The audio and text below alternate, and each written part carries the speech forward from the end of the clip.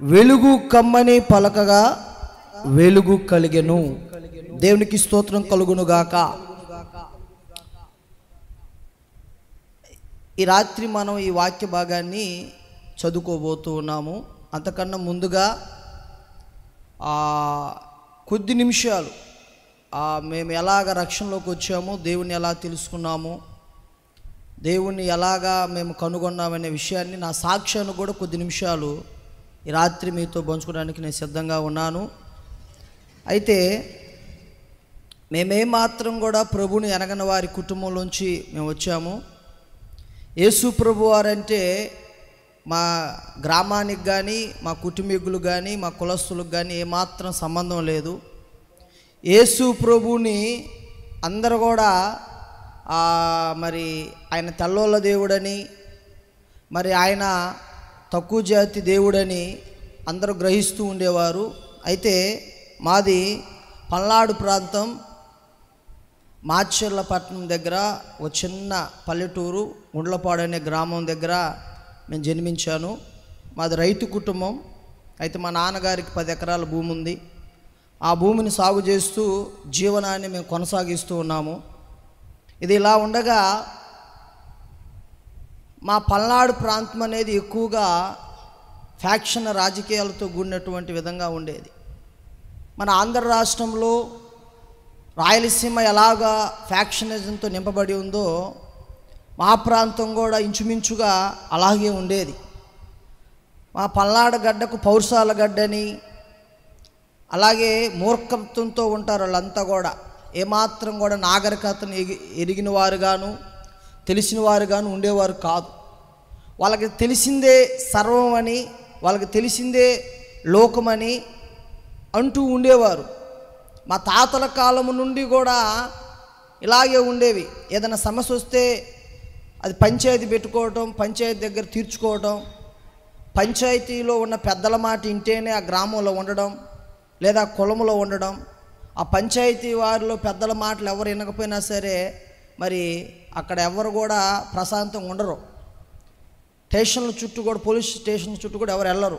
అలాంటి ఒక పరిణామ స్థితుల్లో ఇప్పుడే మీకు ఇంతకుముందు చెప్పాను, ఫ్యాక్షన్తో ఉన్నటువంటి మా పల్నాడు ప్రాంతంలో సుమారుగా ఆ ఫ్యాక్షన్ రాజకీయాలకు మా సొంత గ్రామంలో, మా సొంత బంధువుల్లో సుమారు 20 మంది నరకబడి చంపబడ్డారు. ఇప్పటికీ కూడా చిన్న చితక అక్షలు ఇప్పటికీ కూడా ఉంటున్నాయి. ఇదే సంవత్సరంలో గత కొన్ని రకాల క్రితం కూడా జరిగింది, కొన్ని హత్యలు జరుగుతూ ఉన్నాయి. అయితే ఇది ఎలా ఉండగా 1995 నుండి 2000 సంవత్సరం వరకు సుమారు 20 మంది చంపబడ్డారు. అందరూ ఉన్నతమైన కుటుంబీకులే, చక్కగా అందరూ రైతు పని చేసుకొని బతుకుతూ ఉండేవారే. పొలాలు, మంచి పొలములు కలిగిన వారు వాళ్ళు. మా పంటలో చక్కగా గుంటూరుకి మేము పండించినటువంటి మిర్చి పంట అంతా కూడా గుంటూరుకి వెళ్తూ ఉంటుంది. మంచి పేరు ప్రపంచమంతా కూడా గుంటూరు మిక్స్ అంటే.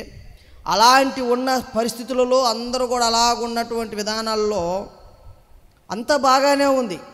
కానీ ఎప్పుడైతే ఈ ఫ్యాక్షన్తోని, కక్షలతోని ప్రజలు నింపబడ్డారో వాటి ద్వారా మా కుటుంబాలు చిన్నాభిన్నమైపోయి, చల్లా చెదురైపోయి, మరి సర్వనాశనములకు వెళ్ళిపోయాయి మా కుటుంబాలన్నీ కూడా.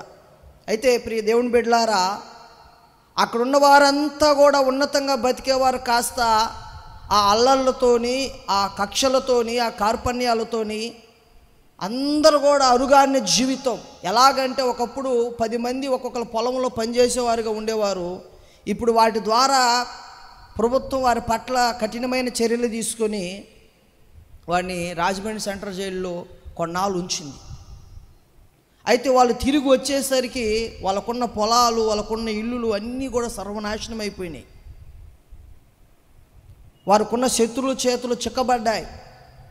వాళ్ళకి ఎలాంటి పరిస్థితి అంటే, కొంతమందికి భార్యలు కూడా లేరు, కొంతమంది జీవితాలు చల్లా చెదురులు అయిపోయి, చెట్టుకొకరు పుట్టకొకరు అయిపోయి వచ్చేసరికి ఏంటంటే, చేసుకుంటే అన్నం తింటేనే, వాళ్ళు చేసుకున్న పని ద్వారానే వాళ్ళు పోషించబడాలి. మరొక జీవనోపాధి వారికి ఏమీ కూడా లేదు. అలాగ బ్రతకటం వాళ్ళకి చాలా కష్టమైపోయి ఉండేది. మేమేంటి, మేము ఎలా బ్రతికిన వాళ్ళం, ఎందుకు మాకు ఈ గతి వచ్చింది, ఎందుకు మాకు ఈ పరిస్థితి వచ్చింది, ఏ విషయాలు మమ్మల్ని ఈ స్థితికి తీసుకొని వచ్చాయని వాళ్ళు ఆలోచన చేస్తూ ఉన్నప్పుడు వాళ్ళు తమలో తాము కుమిలిపోతూ ఉన్నారు. వాళ్ళంతా మా బంధువులు, రక్త సంబంధులు. మేమైతే ఆ కష్టంలోకి, ఆ కోణంలోకి మేము వెళ్లకుండా మా పాటికి మాకున్న దాన్ని ఇంకాస్త బాగా సంపాదించుకొని, ఇంకాస్త మా సంపాదనని, మా ధనాన్ని ముందుకు తీసుకొని వారి ముందు ఉన్నతంగా జీవిస్తూ ఉన్నాము. అంతా మేము లోకంలో ఉన్నవారం, మేము విగ్రహారాధికులం, మాకు కులదైవం ఉంది. అయితే మా ఈ కులదైవాల ద్వారా విగ్రహారాధనలో బాగా మునుగు తేలుతూ ఉన్నాడు మా నాన్నగారు కూడా. మొత్తానికి ఏం జరిగిందయ్యా అని ఆలోచన చేస్తే, ప్రియ దేవుని బిడ్డలారా, వారంతా కూడా మా ఉన్నతమైన స్థితిని చూసి వారు ఓర్వలేకపోయారు. ఎవరారు? మా రక్త సంబంధికులే, మా బంధువులే. వాళ్ళందరూ ఏకమయ్యి ఆలోచన చేస్తున్నారు ఈ విధంగా, అరే వీళ్ళు కూడా మనలాగా అవ్వాలి కదా, వీరికి కూడా మనలాంటి గతే పట్టాలి కదా, వీళ్ళ కుటుంబాల్లో కూడా నాశనం కలిగి ఉండాలి కదా. కానీ ఇవాళ వాళ్ళ పొలాల్లోకి మనం పనికి వెళ్తున్నాం, వాళ్ళేమో ఉన్నతమైన వారుగా ఉన్నారు, వాళ్ళేమో యజమానులుగా ఉన్నారు, మనమేమో పనివారుగా ఉన్నామని ఆలోచన చేసి వాళ్ళందరూ మా కుటుంబం పట్ల తీవ్రమైన ఆలోచన చేసి ఎలాగైనా సరే వీరిని మనకన్నా నాశనం అవ్వాలి. వీరు ఏమని ఆలోచన చేశారు?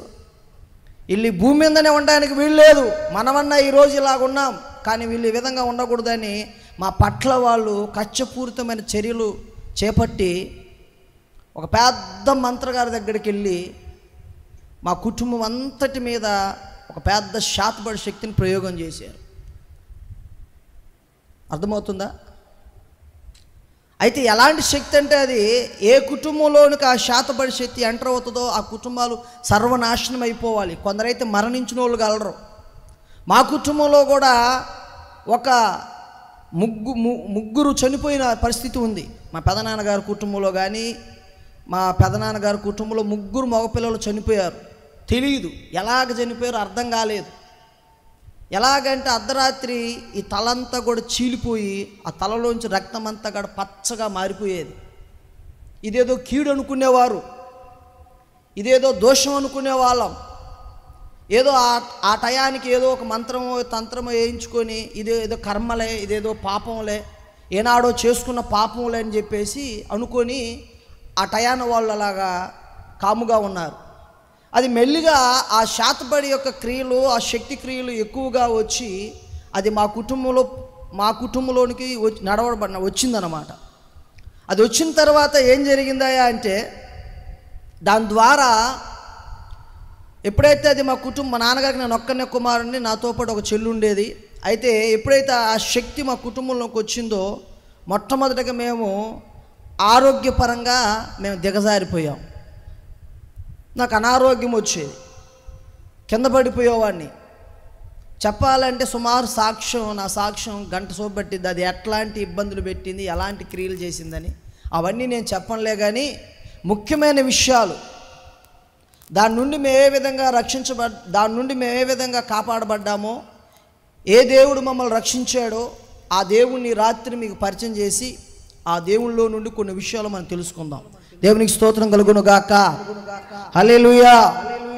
అయితే ప్రియ దేవుని బిడ్డలారా, ఇక్కడ మనం గమనించాల్సిన విషయం ఏంటంటే, అది మెల్లిమెల్లిగా నా ఆరోగ్యం మీద పనిచేస్తూ ఏమైందంటే, నాకు సుమారుగా 7 సంవత్సరాల వయసు ఉంటుంది. నాకు 2000 సంవత్సరం ఉంటుంది.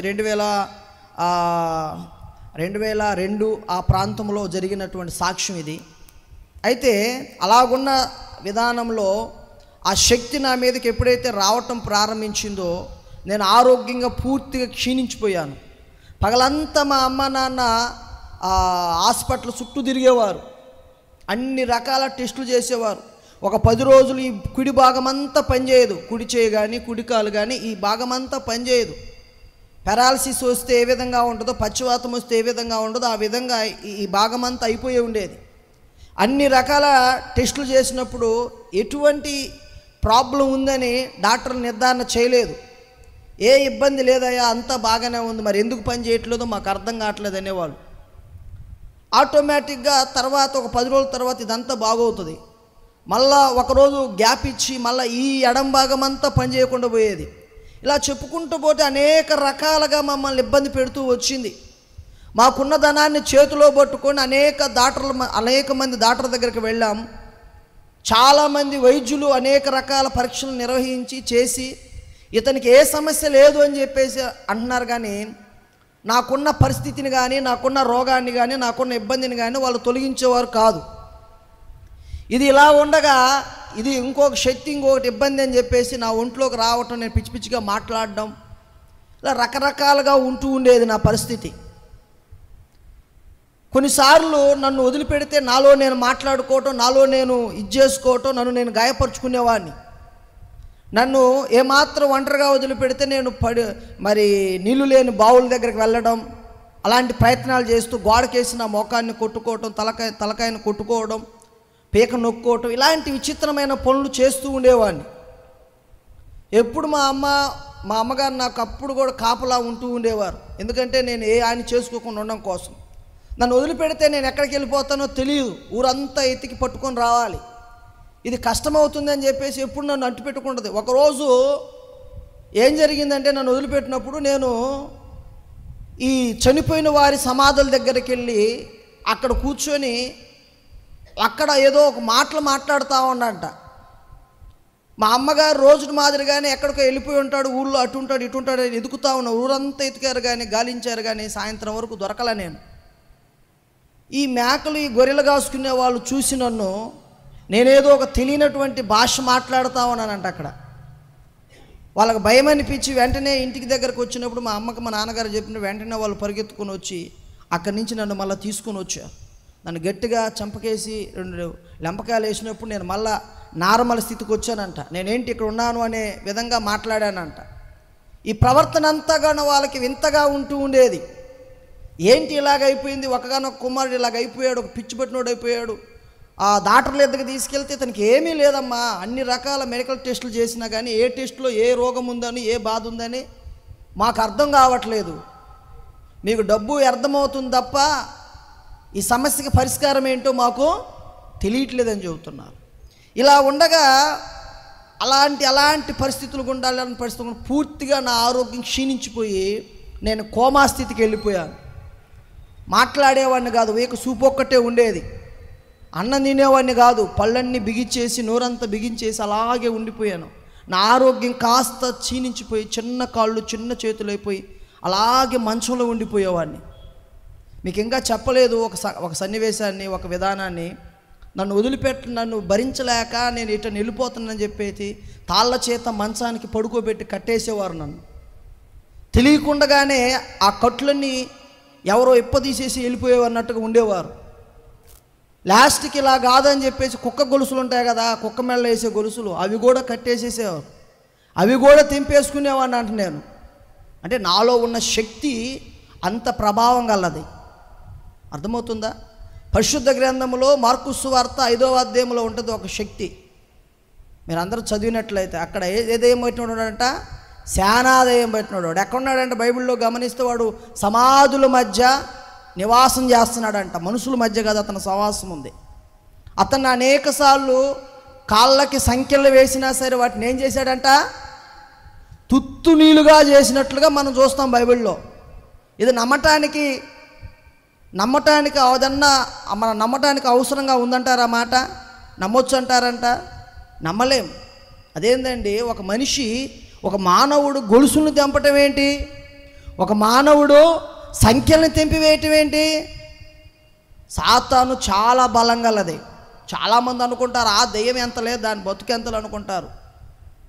సాతాను ప్రజలను అనేక రకాలుగా బాధిస్తాడు. అక్కడ ఒక మనిషి బాధించబడ్డాడు.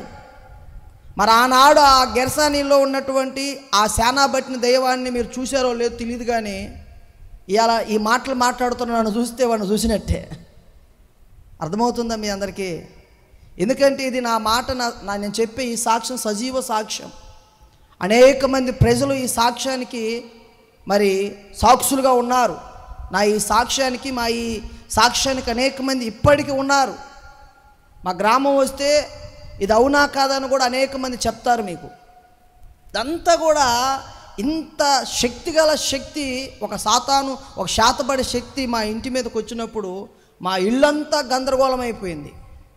ఉన్నతమైన మా కుటుంబం, గేదెలైతే గొర్రెలైతే అన్నీ ఉన్నాయి, మాకు ఆవులు ఉన్నాయి, గేదెలు ఉన్నాయి, ఎడ్లున్నాయి, అన్నీ ఉన్నాయి. అన్నీ సర్వనాశనం చేసుకుంటూ వచ్చాం. మేము అన్నిటిని నమ్ముకున్నాం. డాక్టర్లుగాళ్ళకు పెట్టాము, మంత్రగాళ్ళకు పెట్టాము. మంత్రగాడు వస్తాడు, 1,00,000 రూపాయలు నాకు ఇస్తే 2 రోజుల్లో నీ కుమారుని బాగు చేస్తా. ఇలా ఎంతోమంది ఎన్నో రకాల ఎవరు చెప్పిన మాటలు బ్లైండ్గా నమ్మేవాళ్ళం. పగలైతే డాక్టర్ల దగ్గరికి, మంత్రగాళ్ళ దగ్గరికి వెళ్ళి, రాత్రి అయితే ఇంట్లో మమ్మల్ని నిద్రపోనిట్లేదని ఇంకా మీ చవట్ల నా సమయం లేక అయితే రాత్రి అయితే గుళ్ళల్లో జాగారాలు చేసేవాళ్ళం. ఒళ్ళంతా తడిబట్లతోని పుళ్ళు దండాలు పెట్టేది మా అమ్మ. గుడి చుట్టూ తిరిగేది, ప్రదక్షిణలు చేసేవాళ్ళం, అన్నదానాలు చేసేవాళ్ళం, ఎన్నో పూజలు పెట్టించుకునేవాళ్ళం, దేవతల పూజలు చేసేవాళ్ళం, అలాగే తాంత్రిక పూజలు జరిగించుకునేవాళ్ళం. ఎన్ని చేసినా సరే ఏమీ లేని వారిగా అనాథలుగా మిగిలిపోయాం. ఎప్పుడో తెలుసా, నేను కోమా స్థితికి వెళ్ళిపోయాను. ఇక ఏమాత్రం మా నాన్నగారు మా ఇంట్లో ఎన్ని దేవతలు ఉన్నాయంటే అన్ని దేవతలు, ఈ లోకంలో ఉన్న దేవతలందరి ఫోటోలు మా ఇంట్లో ఒక పెద్ద ఆటో మీద అలాగ పేర్చేవారు. సుమారు 3 గంటలు పట్టేది ఆ ఫోటోలన్నిటినీ నీట్గా కడిగి శుభ్రం చేసి వాటికి బొట్లెట్టి వాటికి దీపారాధన చేయడానికే 3 గంటల సమయం వెచ్చించేవాడు మా నాన్నగారు. అంత నిష్టగా నియమగా పూజ చేస్తాడు, మడిగట్టుకొని పూజ చేస్తాడు, ఉపవాస దీక్షలతో పూజ చేస్తాడు మా నాన్నగారు. మా కులదైవం గురప్పడు, ఆ గురప్పడ దేవుడికి మరీ ఎక్కువగా పూజలు చేసేవాడు మా నాన్నగారు. ఒక పూజారి మాదిరే, ఒక కుల పెద్దగా, ఒక మత పెద్దగా ఆ దేవుడికి మేము ఎక్కువగా పూజలు చేసేవారం. మా ఇంట్లో దైవం అది. అలాగే మా ఇష్ట దైవం వెంకటేశ్వర స్వామి. నా పేరు కూడా ఇప్పటికి వెంకటేశ్వరులే. సంవత్సరానికి అందరూ ఒక్కసారి వెళ్తే మేము 3 సార్లు వెళ్తాం. అంత ఇష్టదైవం మా దైవంగా మేము పూజించేవారం ఆయన్ని. అన్నిట్లో అన్నీ చేశాం. కానీ ఏ ఒక్క దేవుడు కూడా మాకున్నటువంటి సమస్యని, మాకున్నటువంటి ప్రాబ్లాన్ని పోగొట్టిన దేవుడు దేవతలు అనబడిన వాళ్ళు ఈ లోకంలో ఎవ్వరూ లేరు. ఎంబీబీఎస్ చదివిన డాక్టర్లకు ఎవ్వరికి సమస్య అర్థం కాలేదు. తాంత్రిక విద్య, మంత్ర విద్య నేర్చుకున్న వాడికి ఎవ్వడికి కూడా ఈ శక్తి నుంచి విడుదల కలిగించడానికి ఎవ్వరు కూడా ముందుకు రాలేకపోయారు. సుమారుగా మేము ఒక మంచి బిల్డింగ్ కట్టుకుందాం అనుకున్నాం. అప్పుడే సమకూర్చిన డబ్బులన్నీ అయిపోయినాయి. ఏ ప్రయోజనం లేక కోమా స్థితిలోకి నేను వచ్చాను. ఇక ఏమీ లేదు, ఒక వారంలో చనిపోతున్నాను నేను. మా అమ్మ మా నాన్న ఏడవలేని రోజు లేదు. మా ఇంటికి ఎవరు వచ్చి మమ్మల్ని పలకరించేవాళ్ళు కాదు. మా అమ్మ తరపు బంధువులు ఉన్నారు, మా నాన్నగారు తరపు బంధువులు ఉన్నారు, సుమారు 100 మంది ఉన్నారు. అంత గొప్ప బలగం మాది. అంత బలగం కూడా ఒక్కరు కూడా మా ఇంటి గేటు తీసుకొని వచ్చి మీరు ఎలాగున్నారు అని పలకరించడానికి కూడా వీల్లేదండి. ఇది నమ్మటానికి కాస్త వీలుగా లేకపోయినా మీరు విశ్వసించాలి. అదేంటయ్యా ఎందుకు అలాగున్నారు అని అనుకోవచ్చు మీరు. మా ఇంటికి ఎవరైతే పలకరించడానికి వస్తారో వారికి కాళ్ళు వాపులు రావడం, భయంకరంగా వాయడం, 102, 103 జ్వరం వస్తుంది వాళ్ళకి. ఎంత వస్తుంది? వాళ్ళు ఏ దాటకాడికి పోయినా వెళ్ళదు. మళ్ళీ మా ఇంటికి వచ్చి నాకు బట్టినటువంటి శక్తిని దేవతగా మొక్కి, అమ్మ బుద్ధుంటే మళ్ళా రావు మేము ఇంటికి అని దండం పెట్టుకోవాలంట. దండం పెట్టుకుంటేనే వారికి జ్వరం వెళ్ళిపోయింది.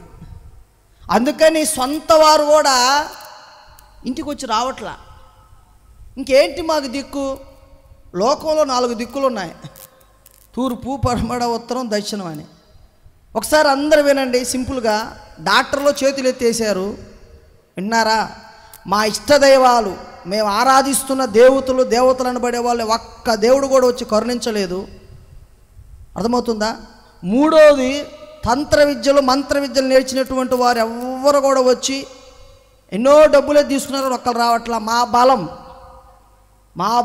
మా బంధువులు, మా కులస్తులను గొప్పగా చెప్పుకున్నటువంటి మా బలం కూడా మా ఇంటికి వచ్చి మమ్మల్ని పలకరించే దిక్కు లేదు.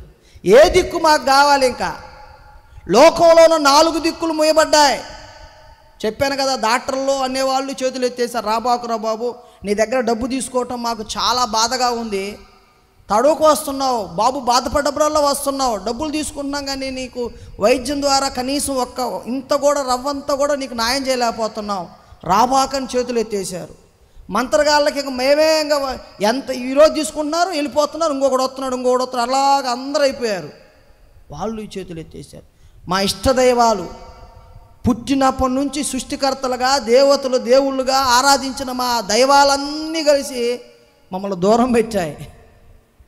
ఆ గుళ్ళో ఉన్నాడు వాళ్ళు కూడా మీ దండం పెడతాను రామాకండ్రా బాబు, మీ బాబు పెద్ద పెద్ద కేకలేస్తున్నాడు, మిగతా వాళ్ళకు కూడా ఇబ్బంది అయిపోతుందయ్యా, రాకాక నన్ను వాళ్ళు గెంటేశారు. ఎక్కడికి వెళ్ళాలి? మీకు ఒక విచిత్రం చెప్పమంటారా? మా ఇష్టదైవం కలియుగ దైవం అన్నటువంటి వెంకటేశ్వర స్వామి కూడా ఏమన్నాడో తెలుసా? ఒంట్లోకి వచ్చి నీ పేరే పెట్టుకున్నావు కదా నాయన, ఒక పూజ పెట్టించాం. ఆ వెంకటేశ్వర దేవుడు ఒంట్లోకి వస్తాడంట. పూజ పెట్టించినప్పుడు ఆయన అన్నాడు ఒంట్లోకి వచ్చి, ఏంది నాయన, నా బిడ్డకి నీ పేరే, నా కొడుకుకి నీ పేరే, నా భార్యకి నీ పేరే, నా ఇల్లంతా నీ పేరే, నువ్వే కదా కలియుగ దైవం, నీవే కదా ఇష్టదైవం, నీవే కదా లోకదైవం అని ఇలాగ పొగుడుతా కీర్తిస్తా ఉంటే ఆయన అన్నాడు కదా, చంపకేసి ఒక లంపకాయ వేసినట్టు, నువ్వెవడవరా బాబు అన్నట్టుగా, బాబు నేనైతే నీ బిడ్డని నేను బాగు చేయలేనయ్యా అన్నాడంట. ఎందుకు చేయలేవు? సంవత్సరానికి ముడుపులు కట్టుకొని నీ ఉండిలో డబ్బులు వేస్తున్నా, నా పొలంలో వచ్చిన డబ్బులు వేస్తున్నా, మొక్కుబడి డబ్బులు వేస్తున్నా, నా తలనీలాలు ఇస్తున్నా నీకు. మా నాన్నకు బట్టబూర చేసుకొని గుండె 24 గంటల గుండెలోనే కనపడతా ఉంటాడు. సంవత్సరం అంతా గుండెలోనే కనపడతాడు. ఎందుకంటే సంవత్సరానికి 3 సార్లు వెళ్తాం కదా తిరుపతి. అంత ఇష్టంగా ఆరాధించిన ఆ దేవుడు అన్నాడు కదా, నేను ఆ శక్తిని ఎల్లగొట్టలేను. ఇది నిజం. మా నాన్నగారికి ఈరోజు మార్పు వచ్చిందంటే మేము నమ్ముకున్న మా ఆధారం, మా దైవం అనుకున్న మా వెంకటేశ్వర స్వామి మాకు చెప్పిన మాట ఏంటంటే, నేను ఎల్లగొట్టలేను, నేను పోగొట్టలేను, నేను బాగు చేయలేను అన్నాడు. ఎందుకు అంటే అది రక్తపు మురికి గుడ్డలతో, మురికి విధానాలతో, రక్తముతో నా మీదకు వస్తుంది. నేను అంటూ ముట్టుకి దూరంగా ఉండే దేవుణ్ణి అన్నాడంట. ఏమన్నాడు? నేను మురికికి, అంటుకి, రక్తానికి దూరంగా ఉండే దేవుణ్ణి. అలాంటి శక్తులకి నేను దగ్గరగా వెళ్ళలేను, నేను దూరంగా ఉంటాను, నేను ముట్టలేకపోతున్నా, నేను బాగు చేద్దామని వస్తున్నాను కానీ ఆ శక్తి నన్ను దమ్ముంటే ముట్టంటుందంట. భయపడి వెళ్ళిపోతున్నానని చెప్పిండు. ఒంట్లోకి వచ్చి ఒక అలా ఉంటారు, శకునాలు జోజులు ఉంటారు కదా, వాళ్ళతో మాట్లాడించే ఈ మాటలన్నీ కూడా. ఇది ఇలాగుండగా కట్ చేస్తే ప్రియ దేవుని బిడ్డలారా, శవం అవ్వడానికి నేను సిద్ధంగా ఉన్నా, చచ్చిపోవడానికి ఒక వారమే నాకు టైం. ముక్కులో పైపెట్టి నోరు తెరవట్లేదు కదా, దాని గుండా కొన్ని పాలు పోసి నన్ను బతికిస్తున్నారు మా అమ్మ నాన్న. ఏడుస్తున్నారు, నా చుట్టూరే కూర్చొని ఏడుస్తున్నారు. బంధువులు అనేవాళ్ళు ఒక్కరు కూడా గేటు తీసుకొని రావట్లేదు. ఒక్కగానొక్క బిడ్డ మన కళ్ళ ముందు చచ్చిపోతున్నాడు. మన సంపాదన ఏమవ్వాలి? 10 ఎకరాల భూమి ఉంది, ఏమవ్వాలి?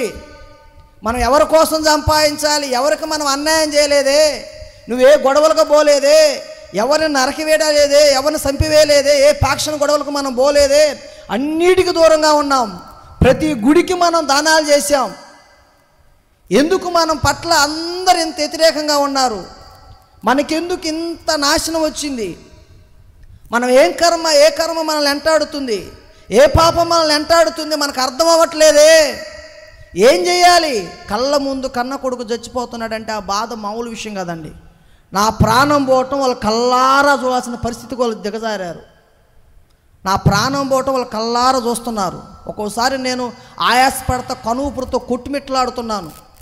అది చూసి వాళ్ళు తట్టుకోలేక ఇతని కన్నా మనం ముందు చచ్చిపోదాం, మనకొద్ది ఈ కర్మ, మనకొద్ది ఈ జీవితం. కన్నబిడ్డ మన కళ్ళ ముందు చచ్చిపోతున్నాడు, ఎవరు బాగు చేయలేని స్థితిలో ఉన్నారు, మనం ఎందుకు ఉండాలి? ఇక మనం చచ్చిపోదామని మా పొలాలకు కొట్టి పురుగు మందు ఉంటుంది కదా, అది మనం అన్నంలో కలుపుకొని తిని చచ్చిపోదామా అని మా అమ్మ అన్నది. ఎందుకు? ఈ బిడ్డ చచ్చిపోయిన తర్వాత ఇంతమంది బంధువులు ఉన్నారు, ఎవరి కోసం బ్రతకాలి? మనం దేనికోసం బ్రతకాలి? వద్దు మనకి ఈ బ్రతుకని చెప్పేసి అన్నప్పుడు మా నాన్న అన్నాడు, ఒకటే చెప్పాడు, అమ్మా వద్దు, ఎవ్వరు మనల్ని ఇంట్లోకి కూడా రావట్లేదు, మనం చచ్చిపోతే కుళ్ళిపోయి చచ్చిపోతాం. ఇక్కడ మనల్ని శ్మశానం దాకా కూడా మోసుకెళ్ళే వాళ్ళు మనకు లేరు. నాకు నువ్వు, నీకు నేను, సావు బతుకుల్లో ఉన్న మన బిడ్డ. సరే చూద్దాం, మనం చేసిన మంచి ఏదో ఒక రకంగా మన దగ్గరకు వస్తుందేమో చూద్దాం ఆయన ధైర్యం చెప్పాడు. ఇప్పటి నుంచి జాగ్రత్తగా కొద్ది నిమిషాలు ఆలకించండి. ఇప్పుడే మా జీవితంలోనికి, మా కుటుంబంలోనికి దేవుడు వచ్చే వేళ ఏలైంది. ఆమేన్. దేవుడు వచ్చే వేళ ఆసన్నమై ఉన్నది. అది ఎలాగా అంటే, ఒక పెద్ద ఆవిడండి, 65 ఏళ్ళు ఉంటాయి ఆవిడకి. అర్థమవుతుందా? మీకు చెప్పాను, మా ఇంటికి రావడానికి ఎవరికి ధైర్యం లేదన్నాను కదా. కానీ ఆ తల్లిగారు అమాంతంగా గేటు తీసుకొని శబ్దం వినింది. ఒక కొత్త ఆశ్చర్యమైంది. మా గేటు శబ్దం మేము తప్ప తీసేది ఎవరు తీయలేరు. ఎవరో ఒక తెలియని వ్యక్తి గేటు శబ్దం వచ్చింది, చూస్తూ ఉంది. లోపలికి వచ్చి ఆ కర్ర ఊత పొడుచుకుంటా, నడవలేని పరిస్థితి ఆవిడది. కర్ర అలాగా ఊత పొడుచుకుంటా లోపలికి వచ్చిందండి. ఆధారం చేసుకుని వచ్చి మొత్తానికి ఉనుకుతా చెప్తుంది. మా నాన్న అంటున్నాడు, ఏమ్మా ఎందుకు వస్తున్నావు నువ్వు, నీకేదన్నా అయిపోయిద్దే. ఆగరా బాబు, మా పెద్దమ్మ అవుద్ది, మా నాన్నగారికి పెద్దమ్మ అవుద్దామా. ఆగ కొడుక, నేను లోపలికి వచ్చినా చచ్చిపోయేదాన్నే, బయట ఉన్నా చచ్చిపోయేదాన్ని. నాకు సావుతో పెద్ద బాధ ఏమి లేదయా, ఒక చిన్న మాట చెబుతాయా నీకు అని అంటుంది ఆవిడ. ఇంటావా బిడ్డ అంటుంది, ఇంటావా కొడక అంటుంది. అమ్మ అందరు చెప్పినన్ని చేశా, ఉన్న డబ్బులన్నీ అయిపోయినాయి. ఇప్పుడు నా దగ్గర డబ్బులు ఏమీ కూడా లేవు. పొలం అమ్ముకోవాలమ్మా, ఇంక అన్నీ అమ్మేశా. గేదెలు అమ్మేశా, గొర్రెలు అమ్మేశా, ఆవులు అమ్మేశా, అలాగే పొలాన్ని దున్నే ఎద్దులను కూడా అమ్మేశా. ఇంకేమీ లేదు నా దగ్గర. ఎక్కడికి వెళ్ళాలమ్మా, ఎక్కడికి వెళ్ళలేను, ఈడు అటో ఇటుగా ఉన్నాడు అంటుంది. నువ్వు ఎక్కడికి వెళ్ళాల్సిన అవసరం లేదు, ఏ ఒక్క రూపాయి నువ్వు ఖర్చు పెట్టాల్సిన అవసరం లేదు. నేను చెప్పే మాట కాస్త జాగ్రత్తగా ఈయన కొడకా అన్నది. ఎందుకు ఇంత గట్టిగా చెబుతుంది? ఎవ్వరు మా ఇంటికి వచ్చి సాహసం చేయలేదే. ఒక నెల అయిపోయింది సుమారు. కానీ ఇప్పుడు వచ్చింది, ఏం చెప్తుందా అని మా అమ్మ అయితే ఆశ్చర్యంగా వింటుంది, శ్రద్ధగా వినటానికి ప్రయత్నం చేస్తుంది. అంటుంది కదా, అయ్యా నువ్వు చేసే పనులన్నీ చూసా, అన్నిటిలో ఫెయిల్ అయిపోయారు మీరు, దేని ద్వారా మీరు బాగుపడలేదు. రేపు మాపు బిడ్డ చనిపోవడానికి సిద్ధంగా ఉన్నాడు. అయితే కొడక ఒక్క మాట చెప్తాను, ఇన్నయ్యా నా మాట, కొద్దిగా ఆలకించయ్యా అంటే, ఏంటమ్మా అని అడిగాడు. అడిగితే, నేను ఎవ్వరికి తెలియకుండా యేసయ్య ప్రభుని ఆరాధిస్తున్నానయ్యా, మా కులస్తులకు తెలియకుండా. యేసయ్య గొప్ప దేవుడు ఉన్నాడయ్యా. నాకు ఒక చిన్న జబ్బు వస్తే ఆ జబ్బు నుంచి దేవుడు విడుదల కలిగించాడు. నేను ఆదివారం ఎవరికి తెలియకుండా సరుకులకు వెళ్ళినట్లుగా, టౌను మాకు 15 కిలోమీటర్లు ఉండదండి, మాచర్ల ప్రాంతం. అక్కడికి ఆ బైబిల్ ఒక సంచులో అట్టి పెట్టుకొని అలాగే వెళ్ళిపోయి ఎవరికి తెలియకుండా యేసయ్యని ఆరాధిస్తూ వస్తుంది. ఎందుకంటే ఊర్లో తెలిస్తే ఒప్పుకోరు, మూర్ఖులు వాళ్ళు, కొట్టి చంపేస్తారు. అంత మూర్ఖులు ఆ రోజుల్లో. 2005 వరకు మూర్ఖులే. చదువుకున్న వాళ్ళు చాలా తక్కువ. అందరూ పొలం పనులు చేసేవాళ్ళే, రైతులుగా ఉన్నారు. వాళ్ళు చెప్పింది న్యాయంగా ఉండేది, ఎవరికి తెలిసి ఉండేది కాదు దేవుని గురించి. అయితే ఏమంటుంది కదా, యేసు ప్రభుని నువ్వు నమ్ముకున్నట్లయితే నీ బిడ్డ బ్రతుకుతాడు. శబ్దం గట్టిగా హల్లెలూయా. ఈ మాట చెప్పింది. ఆయన తప్ప వేరొక దేవుడు నీ బిడ్డను బ్రతికించడు. ఆయన నీ బిడ్డను బ్రతికిస్తాడు. నన్ను బ్రతికించాడు, నన్ను కాపాడాడు, నీ బిడ్డను కూడా నీ కుటుంబాన్ని కూడా కాపాడుతాడు అని చెప్పింది. మా నాన్నగారు కళ్ళు 2 ఎర్ర చేసి గట్టిగా, ఏమొస్తుందా లేగో పో, నా ఇంట్లోంచి పో, చంపేస్తా ఇంకో మాట మాట్లాడావంటే. అంత పనికిరాను నేను, అంత కులం తక్కువన నేనేంటి, నా కులం ఏంటి, మనకున్న కులదైవం ఏంటి, ఆ దేవుణ్ణి నమ్ముకున్న తెల్లోల దేవుణ్ణి నమ్ముకోమంటావా, తక్కువ జాతుల దేవుణ్ణి నమ్ముకుంటావా అని అహంకారంతో మూర్ఖత్వంతో మాట్లాడాడు. వెళ్ళిపోయింది పాప మా తల్లి. మా అమ్మగారు ఆమె వెళ్ళి నాకు 2 కాళ్ళు పట్టుకుని, అయ్యా ఎందుకు అట్టంటావు, ఇంత జరిగింది, ఇంకా కులం అంటున్నావు, ఇంకా మతం అంటున్నావు, మన బిడ్డ సావు బతుకుల్లో ఉన్నాడు. ఓ సామెత ఉంది, మీ అందరికీ తెలుసా, చింత చచ్చినా చెప్పండి అందరం, ఏం సావదంట. అప్పుడే చెప్పాడు, మా అమ్మకి ధైర్యం చెప్పాడు, ఎందుకమ్మా చచ్చిపోవటం, వద్దులేమ్మా, ఏదో ఒక మంచి మనల్ని మంచి ఇలాగే వచ్చింది కదా, ఆయనే మన దగ్గరకు వచ్చాడు, గుర్తించాలి కదా. మూర్ఖత్వం ఏం చేస్తుందంట, వెర్రితనం ఏం చేస్తుందంట, దేవుని గూర్చిన వార్తను, దేవుని గూర్చినటువంటి సువార్తను లక్ష్య పెట్టం. అయితే అలాగుండగా మా అమ్మ విశ్వాసం ఉంచి, నువ్వు రాకపోతే రాకపోయావా, నీ కాళ్ళు పట్టుకొని బతిమలాడుతున్నా, నేనేదో ఒక హాస్పిటల్కి వెళ్ళినట్టుగా వెళ్తాను, ఆ దేవుణ్ణి చూద్దాం అన్నప్పుడు వెంటనే సరే నీ సావు నువ్వు సావుపో అన్నాడు మా నాన్న. ఎట్నో ఇంకా చచ్చిపోయేవాడిని, ఎట్ట కూడా చంపేసుకుంటున్నావు, సరే తీసుకెళ్ళిపో అని చెప్పేసి మా అమ్మగారికి సెలవు ఇస్తే మా అమ్మ ఒక ఆటో కట్టించుకొని నన్ను ఆ ముసలావిడ పెద్ద ఆవిడ ఆరాధించే చర్చికి నన్ను మోసుకొని వెళ్ళారు. నన్ను నడవలేని పరిస్థితి, అప్పుడు ఆల్మోస్ట్ నేను పడిపోయి కాళ్ళు చేతులన్నీ పడిపోయినాయి, ఆహారం లేక సుమారు నెలన్నర అవుతుంది.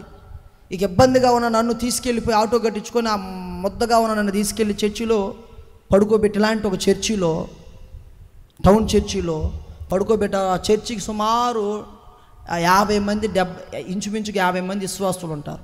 పాస్టర్ గారు ఒకటే చెప్పాడు, దేవుడు మన కొరకు ఒక విశ్వాసిని ఇచ్చాడు ఇక్కడ. ఆమేన్. ఒక ఆత్మని అన్యుల కుటుంబంలోంచి ఒక వ్యక్తిని ఇక్కడ తీసుకొచ్చాడు. ఈ చావుకు సిద్ధంగా ఉన్న బిడ్డ ద్వారా బతికితే అన్యుల మధ్య దేవుని నామం మహిమపరచబడుతుంది. దీన్ని మనం ఛాలెంజ్గా తీసుకోవాలి. ఈ బిడ్డ బ్రతికేంత వరకు మనం కష్టపడి ప్రార్థన చేద్దాం. దేవుడికి సమస్తము సాధ్యమే. హల్లెలూయా. వాళ్ళ మొండి హృదయాలు చెప్పింది, వాడు అన్నీ చెప్పింది. చాలా మూర్ఖులండి, చాలా ఇబ్బంది పాస్టర్ గారు, చాలా కష్టమైంది ఈ బిడ్డని ఇక్కడ దాకా తీసుకురావడం. నేను ఎప్పుడో తీసుకొద్దాం అనుకున్నా, కానీ పిప్పించేసింది ఆ శక్తి.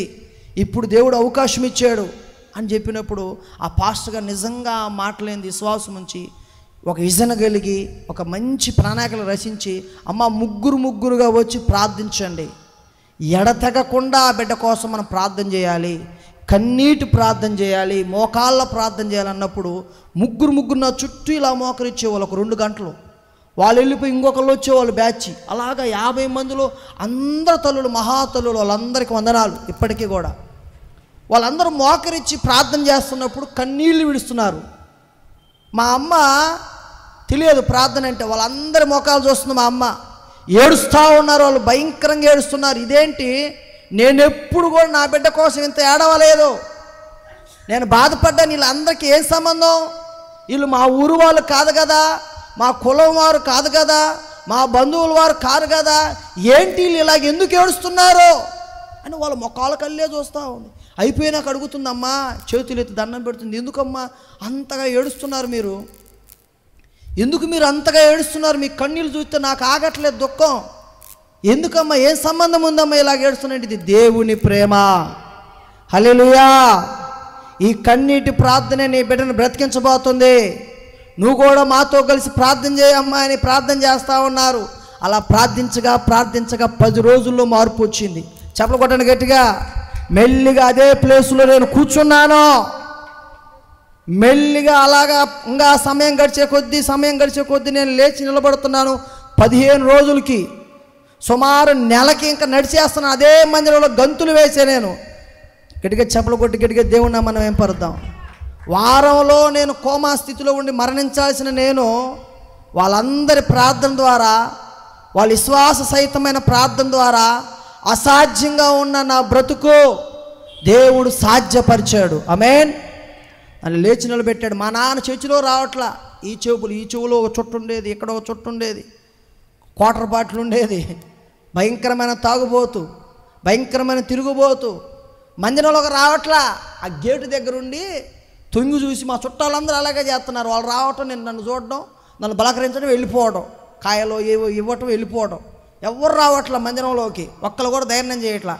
నాతో మా నాన్నగారు సన్నిహితంగా మాట్లాడుతుంటే రోజు ఆయన అంటున్నాడు, పాస్టర్ గారు అమ్మ ఆయన రోజు గేటు దగ్గర ఉండి బాగా సంతోషంగా మాట్లాడుతున్నాడు, వెళ్తున్నాడంటే అన్న పాస్టర్ అన్న, ఆయన నా భర్త అన్న అంటుంది. ఏమో అదేందమ్మా అంత మూర్ఖంగా ఉన్నాడు ఆయన, ఎంత గొప్ప కార్యం నీ బిడ్డను బ్రతికిస్తే ఇంకా ఎందుకు గేట్ అవుతున్నా, రమ్మను అతన్ని నా దగ్గరకు తీసుకురామని చెప్పి మా నాన్నగారిని పాస్టర్ గారి దగ్గర కూర్చోబెడితే మా నాన్నగారు అప్పుడు చెప్పాడు, నీ కులం బతికించిందా నీ బిడ్డని, నీ దేవుళ్ళు బతికించారా, ఎందుకు అంత మూర్ఖత్వంగా ఉన్నావు, ఇలాంటి సమాజంలో ఇంకా నీకు మారు మనసు రాలేదా, మార్పు రాలేదా, జ్ఞానం రాలేదా, నీ బిడ్డని చచ్చిపోయే శవాన్ని పడేసావు ఇప్పుడు కల్లా, కానీ నీ బిడ్డని దేవుడు సజీవుడిగా బ్రతికించాడో, నీకెందుకు ఇంకా మార్పు లేదు, ఎందుకు అవేకిగా ఉన్నావు, మారయ్యా అని చెప్పి చేతులెత్తు దండం పెట్టాడు. అతను మా నాన్నగారు ఏడ్చాయా, దేవుడు గొప్పవాడే, కానీ నాకు ఇంకా మా కులం మా మతం వద్దు, వదిలేసే,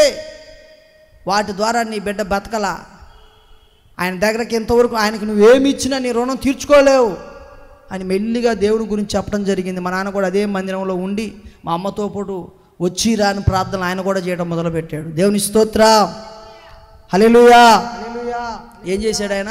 వచ్చి రాని ప్రార్థనలు ఆయన కూడా స్తోత్రం అనడం, యేసు రక్తమే జీవం, ఇలాంటి ప్రార్థనలు నేర్చుకున్నాడు. పాస్టర్ గారికి ఒకటే చెప్పాడు, వందనాలు పాస్టర్ గారు, మంచి పని చేశారు, నేను మంచిగా డబ్బులు పొలంలో పండించి మంచి కూటిక పెట్టుకుంటాను, మా ఇంట్లో కూటం పెట్టుకుంటాను అయ్యగారు, ఒకరోజు మీరు అందరు రండి, పెద్ద బండి వేసుకుని వచ్చేసేయండి, మంచిగా భోజనాలు పెడతాను, మంచిగా కూడిక పెడతాను అని చెప్పేసి చక్కగా సెలవు తీసుకుని ప్రార్థన చేసుకుని ఇంటికి వెళ్ళిపోయాం. అక్కడ ఉన్నంతసేపు నా ఒంట్లోకి ఆ శక్తి రాలా. అయితే ఇంటికి వచ్చిన అటువంటి ఒక రోజు ఆగి మరుసటి రోజు మళ్ళీ ఏం జరిగిందంటే మా చుట్టం నా ఒంట్లోకి వచ్చేసింది. ఏ చుట్టం? ఆ శాతబడి శక్తి వచ్చి రే అని కేకలేస్తుంది. అది నాలోంచి మాట్లాడుతుంది, వినండి ఒక 5 నిమిషాలు. రే అని కేకలేస్తుంది అది. అప్పుడు అంటున్నాడు, ఏంటి ఏంటంటే యేసుప్రభు పెద్ద మనగాడా, యేసుప్రభు ఏమన్నా గొప్పోడే కదా, అందుకు ఇన్నాళ్ళు నువ్వు రాలేదు కదా, భయపడిపోయావు కదా, నువ్వు వెళ్ళిపోయావు కదా, మళ్ళీ ఎందుకు వచ్చావు? అరే పిచ్చోడా, యేసుప్రభు ద్వారా నేను వెళ్ళిపోలేదు, యేసుప్రభు నన్ను నేను తరిమేయలేదు, నాకే మీ యందు జాలి కలిగి బాధ కలిగి మిమ్మల్ని ఇబ్బంది పెడుతున్నాను కదా అని నేనే మిమ్మల్ని వదిలిపెట్టి వెళ్ళిపోయాను అంటుంది. అది అర్థమవుతుందా? ఏమంటుంది అది? నేనే మిమ్మల్ని వదిలిపెట్టి వెళ్ళానంట. మొత్తానికి ఇట్ట చేసి అరే పిచ్చోడా, యేసు ప్రభువు నమ్ముకోవాల్సిన అవసరం లేదు, మీ కులస్తులు ఏమంటారు, అపవాది చెప్తుంది ఈ మాటలన్నీ. వినండి, సాతాను ఏం చేస్తుందంటే మా నాన్నకు బోధ చేస్తుంది. సాతానుకున్నటువంటి పేర్లు బిరుదులు మీ అందరూ తెలుసు కదా. సాతానుకున్న బిరుదు ఏంటో తెలుసు? అబద్ధానికి వాడెవడో తండ్రి వంటి వాడు, జనకుడు అంట. వాడు అబద్ధం ఆడితే ఏ పాస్టర్ సరిపోరు, ఏ గొప్ప వ్యక్తులు ఈ లోకంలో ఉన్నటువంటి ఏ గొప్పవారు కూడా సరిపోరు, అంత చక్కగా అబద్ధం ఆడతాడు వాడు. మా నాన్నతో చెప్తుంది, నీ సిగ్గుండక్కర్లేదురా, నీ కులమేం కావాలి, నీ ఇల్లేం కావాలి, నీ పెద్దరికం ఏం కావాలి, ఆ దేవుడు నువ్వు నమ్ముకుంటావా? పిచ్చుడ నేనే వదిలిపెట్టిపోతాను రా. అవునా అంటున్నాడు మా నాన్న. అవునా అనేసి వెంటనే ఇదివరకు ఆ దేవుడి గురించి అంతో ఎంత విశ్వాసం ఉన్న ఆయన ఎప్పుడైతే ఆ శక్తి మాటలు ఆలకిస్తూ ఉన్నాడో వెంటనే దాని వల్ల పడిపోతూ ఉన్నాడు. నేనే వెళ్ళిపోతానని చెప్పేసి అంటుంది. ఏం చేస్తే వెళ్ళిపోతావమ్మా అని అడిగాడు ఆయన. అప్పుడు అంటుంది అది, ఒక 10 మేకపోతులను నాకు బలిచ్చేయి, వాటిని ఆరగించి నేను వెళ్ళిపోతానంటుంది. అది అర్థమవుతుందా? అన్నప్పుడు వెంటనే మా నాన్నగారు బాధపడి, అమ్మా నా వల్ల కాదు కానీ 10 మేకపోతులు నేను బలి ఇవ్వలేను కానీ నీకు ఒక 3 ఇచ్చుకుంటానమ్మా అని బేరం ఆడాడు. దాంతో ఆ సాతానుతో బేరం ఆడి 3 మేకపోతులతో ఏమయ్యాడంట, ఒప్పందం అయ్యాడు. చాలా ఇచ్చింతగా ఉంటుందండి అది. సాతాన్ని ఎలాగా ఉంటుందంటే మనుషులు నాడి పట్టుకొని మనుషుల జీవితాలను పట్టుకొని ఏం చేద్దంటే తనకు అనుకూలంగా మార్చుకుంటుంది. మొత్తానికి అలాగుండగా ఆ 3 మేకపోతులు 2 కోళ్ళను కోరుకొని ఒక పెద్ద అడవిలోకి వెళ్ళిపోయాం. అర్ధరాత్రి, ఆదివారం అర్ధరాత్రి ఒక మంత్రగాడిని మాట్లాడుకొని వాటన్నిటికి బలి ఇవ్వడానికి, ఆ శక్తికి బలి ఇవ్వడానికి ఆ 3 మేకపోతులను వాటిని ఎంట పెట్టుకొని అడవిలోకి వెళ్ళినప్పుడు ఏం జరిగిందయ్యా అంటే, ఆ సాతాను నా ఒంట్లోకి వచ్చి, బాబు బొమ్మను తయారు చేస్తాడు ఆ మంత్రగాడు. ఒక మట్టితోని 2 కొమ్ములు ఎట్టి రకరకాల అవన్నీ ఈ గాజులు, ఈ కుంకుమలు, పసుపులు ఇవన్నీ వేయడానికి ఒక బొమ్మను తయారు చేస్తాడు. అయితే ఆ శక్తి అంటుంది, ఏమని అంటుందంటే, రే మంత్రగాడా, ఆ బొమ్మ ప్లేస్లో ఈయన్ని పెట్టు, ఈ పిల్లోడిని పెట్టు, నేనే ప్రత్యేకంగా అన్నిటిని ఆరగించబోతున్నాను అని చెప్తుంది. ఆడికి భయం వేసింది. ఇదేంట్రా బాబు, ఎప్పుడు ఇలాగ లేదు, ఇది విచింతరంగా మాట్లాడుతున్నాడు, లేదంటే నేను వదిలిపెట్టిపోనురా అని మా నాన్నతో మాట్లాడుతుంది శక్తి. మళ్ళా బాబు నీ దండం పెడతాను, ఈ రోజుతో లాస్ట్ అంట, అది తినేసిన తర్వాత మా ఇంటిని వదిలిపెట్టి వెళ్ళిపోయిద్దంట, ఆ శక్తి ఎలాగ చెప్తుందో అలాగ నువ్వు చేయని చెప్పేసి ఆ మంత్రగాడిని బతిలో ఆడుకున్నాడు మా నాన్న.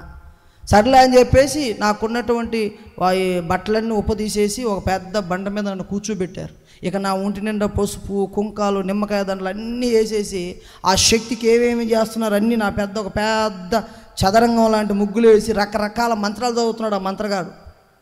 ఇక అన్నీ బాగానే ఉన్నాయి. ఆ 3 మేకపోతులను బలిచ్చేటప్పుడు అంటుంది, అది కేకేస్తున్న మంత్రగాడు, రే ఒక్క రక్తపు చుట్టూ కూడా కింద పడొద్దు, ఒక బేషన్లో, ఒక పాత్రలో 3 మేకపోతుల రక్తాన్ని మీరు పట్టించాలని చెప్పింది. వాడికి అర్థం కాల.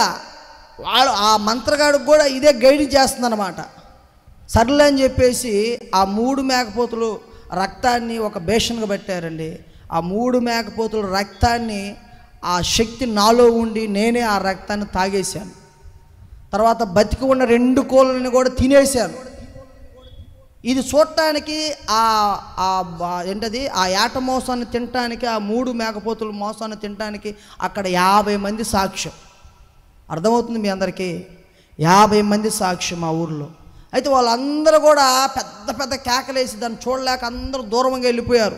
అది ఆరగించేటప్పుడు ఎవరు చూడలేకపోయారు. పెద్ద పెద్ద కేకలు వేస్తూ అదంతా తాగేసినప్పుడు ఎవరు దాన్ని చూడలేకపోయారు. ఒకటే చెప్తుంది, ఈ రోజు నుంచి నేను ఈ కుటుంబాన్ని వదిలిపెట్టిపోతున్నాను పెద్ద పెద్ద కేకలు వేసి విడుకోలు చెప్పి వెళ్ళిపోయింది. ఇక నేను అలాగే పడిపోయాను, లేపాను, మళ్ళీ తర్వాత లేచాను, ఇంటికి వచ్చాం, అంతా బాగానే ఉంది. మొత్తానికి అక్కడ ఉన్న వారందరూ చెబుతున్నారు, అరే బాబు ఇది మామూలు శక్తి కాదు, చాలా పెద్ద శక్తి ఇది. ఇలాంటి శక్తి ఈ రోజు నుంచి మిమ్మల్ని వదిలిపెట్టి వెళ్ళిపోతుంది, ఇక మీరు ఇబ్బంది పడవద్దు, చక్కగా ఉండని అన్నారు. అంత బాగుంది. సోమవారం అది రాత్రికి జీవితంలో మీ ఇంటికి రానన్నది. వెంటనే అది ఏం జరిగిందో తెలుసా? మళ్ళీ సోమవారం ఉదయం సుమారు 10 గంటల టైంలో వచ్చేసి పెద్దగా కేకలేస్తుంది. రే రే అని కేకలేస్తుంది. మా నాన్నగారి దగ్గరకు వచ్చి, ఏంటమ్మా రాత్రే కదా వెళ్ళిపోతా అన్నావు? ఏమన్నాడు? రాత్రే కదమ్మా వెళ్ళిపోతావు అని అన్నాడు. రే నేను అడిగింది 10 మేకపోతులు. ఏమంటుంది అది? నేను అడిగింది 10 మేకపోతులు, నువ్వు బలిచ్చింది ఎన్ని? మిగతా 7 నాకు పెట్టేసి, ఇంతే అంటుంది. అప్పుడు మా నాన్నగారికి పెద్ద అవమానం జరిగింది కదా. చూపు తీసుకుని ఎవరైనా కొడితే ఎంత అవమానం అండి. అట్టాంటి అవమానం కాదు, అది భరించలేం. పోయి అలాగ గోడకి వెళ్ళిపోయి భయంకరంగా ఏడుస్తున్నాడు మా నాన్న. అప్పటిదాకా ఏదో బాధపడ్డాడు, కానీ ఇది మనోదుఖం అంటారు. లోపల తన్నుకొని వస్తుంది దుఃఖం భయంకరంగా. నేను ఎంత పాపం చేశానో, ఎంత దుర్మార్గున్నేనో. దేవతలు అనబడిన వాళ్ళు, డాక్టర్లు అనబడిన వారు, మంత్రగాళ్ళు, బంధువులు అందరూ నన్ను వదిలేశారు. ఒంటరిగా ఉన్న నా జీవితంలోనికి ఏ సంబంధం లేని యేసయ్య ఎంత గొప్ప కార్యం చేశాడో, దీన్ని నేను నా జీవితంలో ఇంత గొప్ప మహిమను ఎప్పుడు పొందుకోలేదు, ఇంత గొప్ప కార్యాన్ని చూడలేదు, ఇంత గొప్ప దేవుని నేను చూడలేదు. కానీ ఆ దేవుడి దగ్గర నేను పాపం చేశాను, మేలు చేసిన ఆ దేవుణ్ణి నేను కీడుగా ఎంచాను. నా పాపానికి క్షమాపణ ఉంటుందా? నేను చేసిన ఈ తప్పు నుంచి నేను మళ్ళా దీన్ని సరి చేసుకుంటానా అని ఏడుస్తూ ఏడుస్తూ ఏడుస్తూ ఆ ఏడుపులో ఒకటే తీర్మానం చేసుకున్నాడు. ఇక బ్రతుకనేది మనకుంటే, మరలా దేవుడు అనేవాడు మనం క్షమించి ఒక అవకాశాన్ని ఇస్తే, ఇక చచ్చిపోయేదాకా ఆయనే మన కుటుంబానికి దేవుడు. చెప్పలు కొడదాం గట్టిగా, హల్లెలూయా. ఏంటంట? చచ్చిపోయేదాకా ఆయన తప్ప వేరొక దేవుడు మనకొద్దు. అమ్మ వెంటనే రెడీ చేయమ్మా, ఆ పాస్టర్ గారు కాళ్ళు ఎట్టుకుందాం, ఆ దేవుడు కాళ్ళు ఎట్టుకుందాం. ఏదైనా చేసి మేము చేసిన తప్పు పాస్టర్ గారి జీవితంలో మరలా ఈ తప్పుని మేము చేయం పాస్టర్ గారు, ఆయన కాళ్ళు పట్టుకుందాము, ఆ దేవుని కాళ్ళు పట్టుకుందాము, ఆ ప్రజలందరినీ కూడా అవసరమైతే పట్టుకుందాం. మన బిడ్డ కొరకు మనం చేసిన తప్పు, మన తప్పు క్షమించబడాలి. ఎందుకంటే ఆ విధానంలో ఉన్నాడు. ఒకటే నిర్ణయం తీసుకొని నువ్వు ఏదైనా చేయి. సాతాన్ అంటుంది, ఆ శక్తి అంటుంది, రే నువ్వు ఎక్కడికైనా వెళ్ళు కానీ యేసు ప్రభు దగ్గరకు మాత్రం వెళ్ళవద్దు అన్నది. వింటున్నారండి? ఎక్కడికైనా వెళ్ళు కానీ యేసు ప్రభు దగ్గరకు మాత్రం వెళ్ళొద్దు అంటుంది. తన మాటలు సీరియస్ విషయాలు, మంచి పాయింట్లు మాట్లాడిద్ది. ఎందుకంటే సాతాను కూడా కొన్నిసార్లు మనకు జ్ఞానాన్ని ఇస్తుంది. అర్థమవుతుందా? ఇదేందయ్యా పాస్టర్ గారు అట్టా చదువుతున్నారు అనుకోవచ్చు మీరు. తనకు తెలుసు నిజదేవుడు ఎవరో సాతానుకు తెలుసు. అందుకని ఆ నిజదేవుడి దగ్గరకు మనకు రానివ్వకుండా అది ఎన్ని అడ్డంకాలు క్రియేట్ చేద్దంటే అన్ని అడ్డంకాలు క్రియేట్ చేస్తుంది. అర్థమవుతుందా? అయితే అంటుంది అది, నువ్వు ఎక్కడికైనా వెళ్ళు కానీ యేసు ప్రభు దగ్గరకు మాత్రం వెళ్ళమాకంటుంది. 2 నిమిషాలండి అయిపోయింది సాక్షి. అయితే ఏం జరిగిందయ్యా అని ఆలోచన చేస్తే అది ఒకటి స్టేట్మెంట్ పాజ్ చేసింది, పెద్ద మాట చెప్పింది. ఏంటంటే ఆ మాట, యేసు ప్రభు దగ్గర నన్ను కాదని యేసు ప్రభు దగ్గరికి వెళ్ళావా?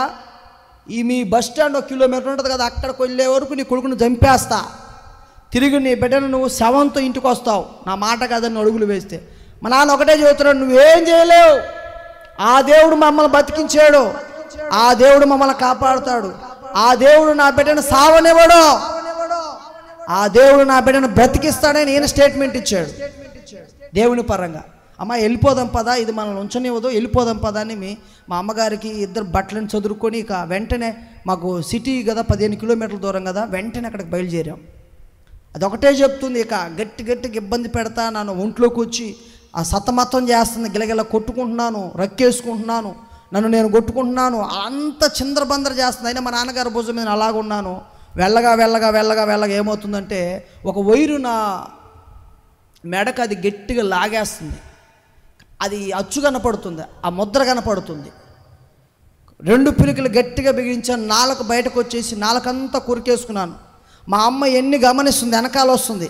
మా నాన్న భుజం మీద నన్ను వేసుకుని అలాగా నడుస్తూ ఉన్నాడు. తొందరగా మా అమ్మ వెనకాల గమనిస్తూ ఉంది. అయ్యా అబ్బాయికి ఏదో అయిపోతుంది, అబ్బాయి నాలుకంతా కొరకబడింది, అంత తెగిపడుతుంది, రక్తం వస్తుంది అంటే, అమ్మ మనల్ని పోనీయకుండా దాని పని అది చేస్తుంది, నువ్వు ముందుకు రామ్మా అని చెప్పేసి మా అమ్మ వెనకాల ఉన్న ఆమెను మా నాన్న ఏం చేసిన ముందుకు నడిపిస్తున్నాడు. అంత అయిపోయింది, కళ్ళ నిండా రక్తం వేరుకొని పోయి నాలుకంతా కొరికిపడి రక్తం వచ్చేసి చివరి ఊపిరిలో కొట్టుమిట్లాడుతూ ఇట్లా ఎక్కిళ్ళతో నేను ఉంటున్నప్పుడు నన్ను అమాంతంగా కరెక్ట్గా బస్ స్టాండ్ దగ్గరకు వచ్చేసరికి నన్ను పడుకోబెట్టినప్పుడు నేను కొనపానంతో ఇలా కొట్టుమిట్లాడుతూ ఉన్నాను. ఉరేస్తే ఎంతసేపు అండి, గట్టిగా లాగేస్తే ఎంతసేపు, అట్లా సేమ్ జరుగుతూ ఉంది. నన్ను గుండెల మీద ఇలా అందరూ కూడా కొడతా ఎంత లేపినా కొట్టలేదు, అలా కొట్టి ఎంతసేపు లేపినా నేను లెగట్లేదు. కరెక్ట్గా బస్ స్టాండ్ కాడికి వచ్చిన తర్వాత చచ్చిపోయాను నేను. ఆర్ఎంపీ డాక్టర్ వచ్చి నాడు చూసుకొని ఇతను చనిపోయాడు అని ఆయన స్టేట్మెంట్ ఇచ్చాడు. ఇంతకుముందు సాతాన్ ఒక స్టేట్మెంట్ పాస్ చేసింది, బస్ స్టాండ్ దగ్గరకు నా మాట కాదని నువ్వు తీసుకెళ్తే ఏ రోడ్లోనే ఇతను వెళ్ళావు అదే రోడ్లో శవంతో తిరిగి వస్తామని చెప్పింది. అది గెలిచేసింది. మా నాన్నకు భయంకరంగా దుఃఖం అవుతున్నాడు, ఏడుస్తున్నాడు భయంకరంగా. మా అమ్మ అదే మట్టిలో పడి పొర్లాడి ఏడుస్తూ ఉంది, నా బిడ్డ బ్రతకలేదే, చచ్చిపోయాడు. అక్కడ చుట్టూ వాళ్ళందరూ కూడా బాధపడుతున్నారు, ఎంతో బాధపడ్డారు పాపం. కొన్ని లక్షల రూపాయలు ఖర్చు పెట్టారు, కానీ ఆ బిడ్డ బ్రతకలేదు. వాళ్ళకు ఒక పెద్ద శక్తి ఆ కుటుంబాన్ని చంపివేసింది. మీకు చెప్పాను, ఊరి చివర బస్టాండ్ దగ్గర తెల్లవాళ్ళు కట్టించిన మందిరం ఒకటి ఉందండి. అది సంవత్సరానికి ఒక్కసారి క్రిస్టమస్ నాడు తీస్తారు ఆ మందిరాన్ని. ఆ పాస్టర్లు ఎవరైతే ఏర్పాటు చేశారో ఆ తెల్లవాళ్ళు పెట్టిన పాస్టర్ గారు వచ్చి ఆ కానుకలు అవి తీసుకుని వెళ్ళిపోతాడు ఆయన.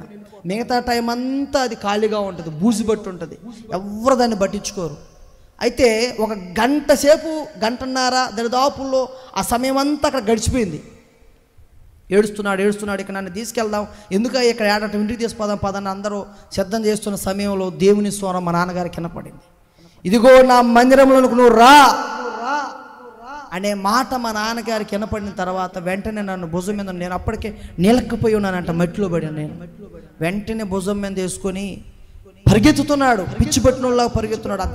చూస్తున్న జనాలందరూ కూడా వాళ్ళందరూ బాధపడతారు, ఈ పిచ్చి పట్టిపోయింది, ఒక్కగానొక్కడు చచ్చిపోయాడు, ఆ పిచ్చితనంలో ఏం చేస్తున్నాడు తెలియట్లేదు, బిడ్డను తీసుకుని పరిగెత్తుతున్నాడు, పిచ్చి పట్టిందని పట్టుకున్నాను. కొంతమంది పరిగెత్తుతున్నారు వెనకమాల. కరెక్ట్గా వెళ్ళి ఆ పాడుబడ్డ మందిరం దగ్గర ఆ తాళమ మాంతంగా పగలగొట్టేసి లోపలికి వెళ్ళిపోయాడు మా నాన్న. వీళ్ళందరూ అన్యులు కదా, ఎవరు రావడానికి ధైర్యం చేయాలి, అందరూ రోడ్డు మీద ఆగిపోయారు. మా నాన్న భయంకరంగా ఏడుస్తున్నాడు.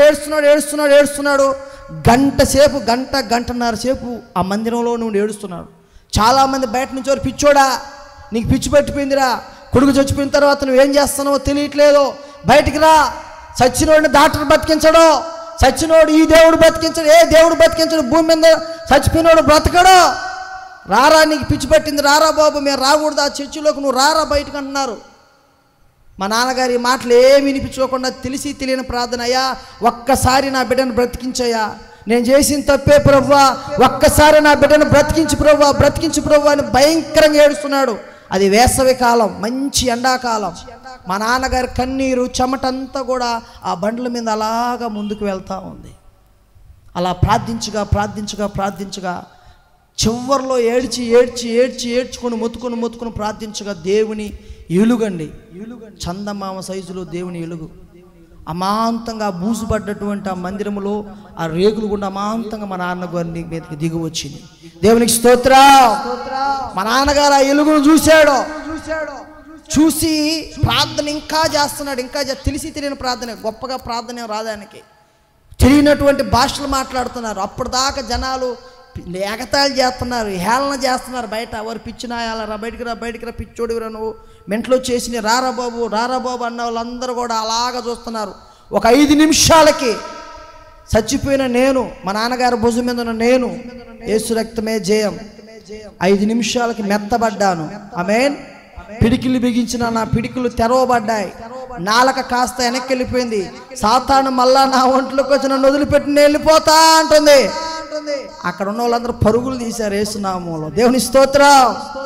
ఊరంతా ఏమని చెబుతున్నారు తెలుసా? అరే పాడుపడ్డ యేసయ్య మందిరంలో వాడు మనోడు చచ్చినోడు బ్రతికారా. ఎవరు చెప్తున్నారు ఈ మాటలు? అన్యులు. ఊరంతా కూడా చెప్పారు. ఆ రోజు రాలేదు. చాలా మంది నన్ను చూస్తానికి వచ్చారు. 20 మంది అక్కడ ఉంది. ఆ 20 మంది కాస్త ఊరంతా చెప్పినప్పుడు అందరూ సాయంత్రం వరకు ఇల్లు సరిపోలే మాకు. అందరూ చూస్తున్నారు. ఇంకేమాత్రం అది కాదులే అని చెప్పేసి మొత్తానికి మందిరానికి వెళ్ళాం. ఆ రోజు మేము సంపూర్ణ సమర్పణ చేసుకున్నాం మా కుటుంబం. అలాగ ప్రారంభమైన మా కుటుంబం తర్వాత కొన్ని పరిస్థితుల తర్వాత, కొన్ని పరిస్థితుల తర్వాత మరి సేవకుడు ద్వారా మేము మా ఊర్లోనే సుమారు నా సాక్ష్యం ద్వారా అక్కడ 50 మంది రక్షించబడ్డారు. దేవుని స్తోత్రం. హల్లెలూయా. మేమే దేవుని మందిరానికి స్థలాన్ని కొన్నాం. అన్ని విషయాలు పాస్టర్ గారిని పెట్టాం. ఇదంతా ఇలా ఉండగా దేవుడు మమ్మల్ని సేవకు పిలుచుకున్నాడు. మా నాన్నగారిని అక్షర జ్ఞానం లేదు మా నాన్నగారికి, మీరు మన పేపర్లో చూస్తారు. అయితే ఆయనను దేవుడు బలంగా బలపరుచుకొని ప్రవచనాత్మకంగా వాడుకొని కొన్ని 100 మందిని దేవుడు ఆయన ద్వారా కట్టాడు. ఇవాళ నేను ఈ మన ప్రకాశం జిల్లా వచ్చి ఒక 3 మందిరాలని దేవుని కొరకు నిర్మించడం జరిగింది. మరి దేవుని సేవను మరి ఆయనకి ఇచ్చిన దానిలో మేము అప్పటి నుంచి ఇలా ముందుకెళ్తున్నాం. చాలా పరిస్థితులు గుండా మేము ఇబ్బంది పడుతూ వచ్చాం.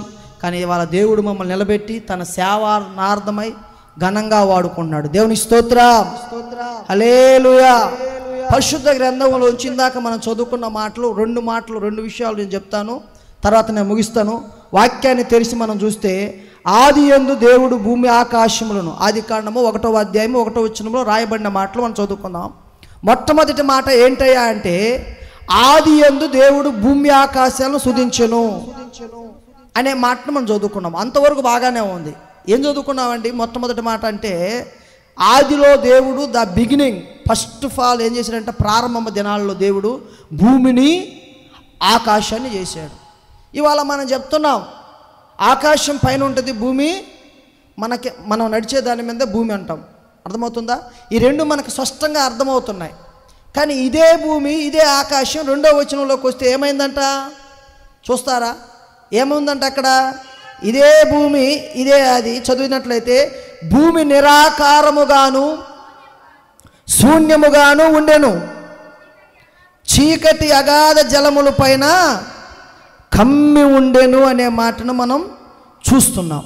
అయితే ప్రియ దేవుని బిడ్డలారా, ఇక్కడ జాగ్రత్తగా గమనించాలి. దేవుడు చేసిన భూమి ఆకాశం దాని ఆకారాలు కోల్పోయినవి, దాని స్థితిగతులను కోల్పోయినవి. అర్థమవుతుందా? ఇవాళ ఆయన మహిమలో ఆయన కృపలో మనమందరం ఏర్పాటు చేయబడినటువంటి ప్రజలం. అర్థమవుతుందా? మనమందరం ఆయన కృపలో ఏర్పాటు చేయబడ్డాం. ఇవాళ ఈ మాటలు చెబుతున్న నాకేమాత్రం అర్హత లేదండి.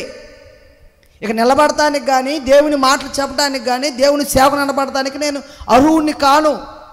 ఎందుకంటే మా ప్రాంతం మూర్ఖత్వపైన ప్రాంతం, మీరు విన్నారు, ఫ్యాక్షన్తో ఉన్నటువంటి ప్రాంతాలు, మాకు తెలిసిందే గొప్పదనే నమ్మేటువంటి ప్రాంతం, ఎక్కడో ఒక మారుమూల ప్రాంతంలో ఉండాల్సిన మా జీవితాలు ఇవాళ ఆయన మహిమార్థమై అనేక ప్రజల మధ్య అనేక సంఘాల మధ్య మిమ్మల్ని దేవుడు సాక్షులుగా ఎందుకు నిలబెట్టాడో తెలుసా? ఆయన మహిమను మన యందు కనపరచడానికి. ఆమేన్.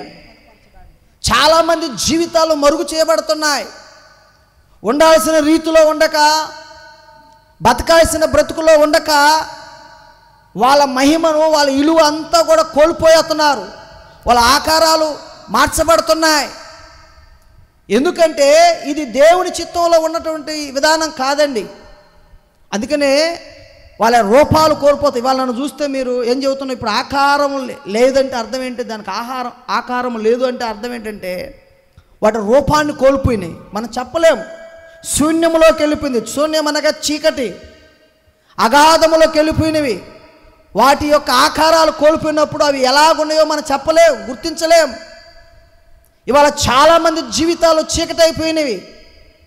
దేవుడు ఏం చేస్తున్నాడయ్యా అంటే పరిశుద్ధ గ్రంథంలో, ప్రియ దేవుని బిడ్డలారా, ఈ రాత్రికాల సమయంలో నేను చెప్పడానికి సమయం లేదు, ముగించాలి, 9:30కి మనం ముగించాలి. ఒక సింపుల్ మాట చెప్తున్నా. ఒక వస్త్రాన్ని ఒక వస్తువు మీద కప్పినప్పుడు ఏమవుతుందంటది, ఏమవుతుంది? ఒక వస్త్రాన్ని ఒక వస్తువు మీద మనం కప్పినప్పుడు ఏమవుతుంది? అది కనపడిన స్థితిలోకి వెళ్ళిపోతుంది. అది ఎంత విలువైన బంగారం కానీ, ఎంత విలువైన వస్తువు కానీ అది మనకు కనపడదు. ఇవాళ ప్రజలు అనబడేవారు చాలామంది ఉన్నారు, గొప్పగా బతికే వాళ్ళు ఉన్నారు. వారి జీవితాలు కనబడకుండా రహస్యంగా అయిపోతున్నాయి. దేవుడిచ్చినటువంటి వరాలు, ఫలితాలు ఎన్నో ఉన్నాయి. అయితే నేను ఈ మాటల ద్వారా ఏం చెప్పాలని ఆలోచన చేస్తున్నానంటే, ప్రియ దేవుని బిడ్డలారా, దేవునికి అది ఇష్టం కాదు. నీ జీవితాలు మరుగు చేయబడ్డం, నీ జీవితాల్లో ఆశీర్వాదం కోల్పోవటం అది దేవుని చిత్తం కాదు. తర్వాత వచ్చిన మనం చదువుతాము, దేవుని ఆత్మ జలముల పైన. దేవునికి ఏమన్నా ఆనందిస్తున్నాడా? దేవుడు ఏమన్నా ఆనందిస్తాడా? ఈ లోకంలో ఒక మనిషి పడిపోతే, ఈ లోకంలో ఒక మనిషి చెడిపోతే దాన్ని చూసి చాలామంది నవ్వుకుంటారు, అవునా కాదా? ఎవరైతే మన మీద కక్షలు కలిగి ఉన్నారో, ఎవరైతే మన మీద ఇబ్బందులు కలిగి ఉన్నారో వాళ్ళందరూ చాలా నవ్వుకుంటారు. కానీ దేవుడైతే ఏం చేస్తున్నాడో తెలుసా? బాధపడుతున్నాడు. దేవుని ఆత్మ అల్లాడుచూ ఉండినని మనం పరిశుద్ధ గ్రంథంలో చూస్తూ ఉన్నాం. అర్థమవుతుందా? అందుకే దేవుడు వెలుగు కమ్మని పలకగా వెలుగు కలిగను. ఇప్పటిదాకా మనం ఎక్కడికి వెళ్ళా, ఇదే వచనంలో ఉన్నాం. దీన్ని ధ్యానం చేస్తూ ఉంటే సుమారు గంటన్నర మనం మాట్లాడుకోవచ్చు. ఈ రాత్రి ఒకే మాట దీంట్లో చెప్పి నేను ముగిస్తాను. అయితే ప్రియ దేవుని బిడ్డలారా, 104వ కీర్తన 2వ మాటను మనం చదువుకుందాం. పరిశుద్ధ గ్రంథంలో నుంచి 104వ కీర్తన 2వ మాట చదువుకుందాం. వస్త్రము వలె ఎలుగును నీవు కప్పుకొని ఉన్నావు. దేవునికి స్తోత్రం చెప్పండి అందరూ. ఆయన వస్త్రం ఎలాగున్నదంట? ఎలుగు వలె ఉన్నది. అలాగే మత్తయి సువార్త 17వ అధ్యాయం 2వ వచనం మీరు చదివితే, ఆయన ముఖం సూర్యుని వలె ప్రకాశించును, ఆయన వస్త్రములు ఎలుగు వలె తెల్లవని ఆయను. దేవుని స్తోత్రం చెప్పండి. అర్థమవుతుంది ఇక్కడ ఆయన వస్త్రములో ఉన్న మహిమ ఏంటో తెలుసా? ఇలాంటి మహిమ కాదండి. ఆయన వస్త్రంలో ఉన్న వెలుగు, ఆయన వస్త్రమే ఒక వెలుగు, ఆయనే ఒక వెలుగు. దీని అర్థం మనం చూడాలంటే మార్కు సువార్త 5:25లో మనం గమనిస్తే, అక్కడ ఒక రోగాన్ని 12 సంవత్సరాలు కప్పబడిన ఒక స్త్రీని మనం చూస్తాం. ఏ రోగమో తెలుసామా? రక్తస్రావం గల రోగ స్త్రీ అక్కడ ఉంది ఒక ఆమె. మీ అందరూ తెలుసు కదా, చదవాల్సిన అవసరం లేదు ఎక్కడ, ప్రియ దేవుని బిడ్డలారా. అక్కడ ఒక చిన్న విషయాన్ని చెప్పి నేను ముగిస్తా. ఎన్ని సంవత్సరాలు ఆమె జబ్బు ఉంది చెప్పండి ఒకసారి? 12 సంవత్సరాలు. ఆమె ఎక్కడా కూడా తిన్నగా నిలబడలేదండి. ఆ ఉన్న చోట ఒక కంపు కొట్టుకొని పోయింది, దుర్వాసన, చెడు వాసన. బైబిల్లో రాయబడింది, ఆమె అనేక మంది వైద్యుల చేత, అందరు వైద్యుల చేత ఉండి అనేకమైన తిప్పలబడి ఆమెకి ఎవరి వల్ల ఏ సహాయం లేక మరింత సంకట పడెను. తనకు కలిగిందంతా కూడా ఏమని చేసుకున్నట్టుగా మనం పరిశుద్ధ గ్రంథంలో చూస్తున్నాం. ఆమెకు ఆశ్రయం ఎక్కడా లేదు, ఏ ఒక్క వ్యక్తి ఆమెను బాగు చేయలేదు.